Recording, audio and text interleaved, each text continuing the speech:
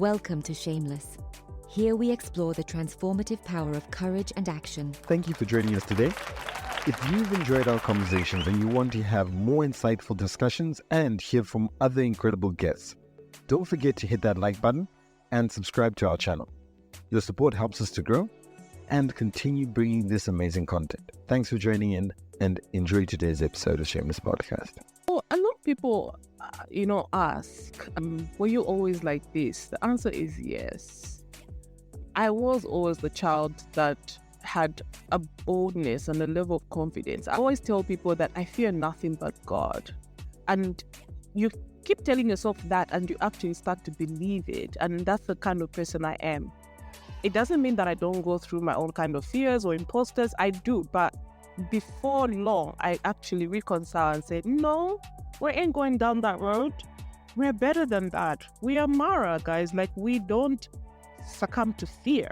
We face our fears and we overcome the fears. So it's not about not being fearful. It's about facing your fears and walking through them and just acknowledging the fact that there's a bigger power within you that can overcome any kind of obstacle that is put in front of you. So I guess if I have to talk to someone now, I'll just really, really encourage them to spend time in a very quiet space where they can get to listen and hear their own voice, because it says a lot more about them than the rest of the people around them. And a lot of us haven't had a great opportunity with that because we're surrounded by so much noise and our environments just don't give us the opportunity to have quiet moments and really, really reflect. But self-reflection is such a big tool to identifying who you are and how you fit into this whole human ecosystem. And for me, it's just creating moments where I can even see the ugliness.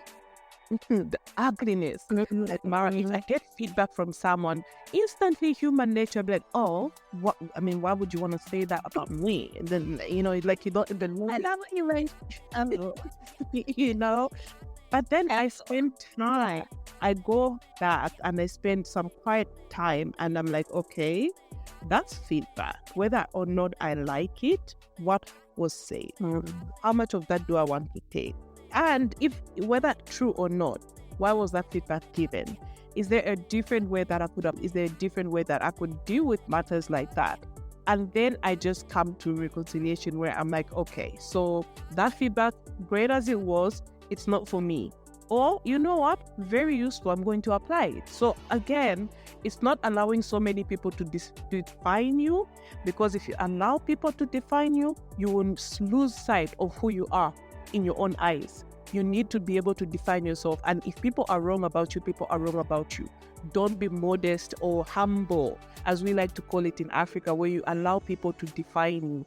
You need to be able to have your own definition so that sometimes when people say things to you that you feel are not right, be bold enough to say, no, that's not me. I'm sorry. Maybe you picked the wrong day to give me a definition of me, but that's not me. Good point about, listening to that feedback and deciding whether you're going to accept it or discard it.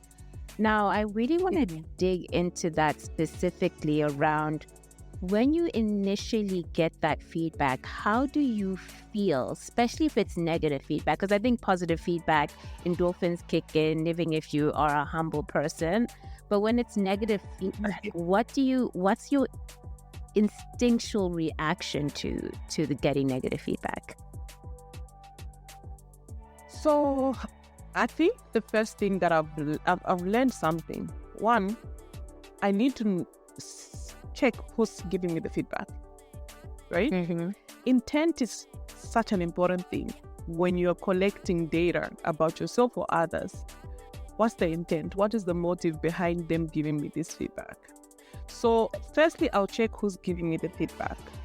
And that will help me kind of navigate what sort of response or reaction I want to give. I've had instances where some feedback is given to me and I'm basically checking where it's coming from, and I know it's not coming from a good place.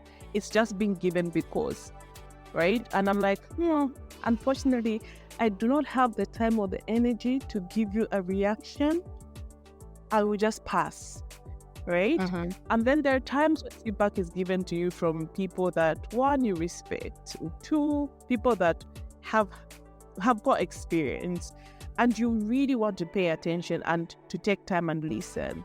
So instantly, as a human being, sometimes like you get irritable, like, really, do I really want to deal with this? Like, your first reaction is going to be an emotion, be that negative or positive, right?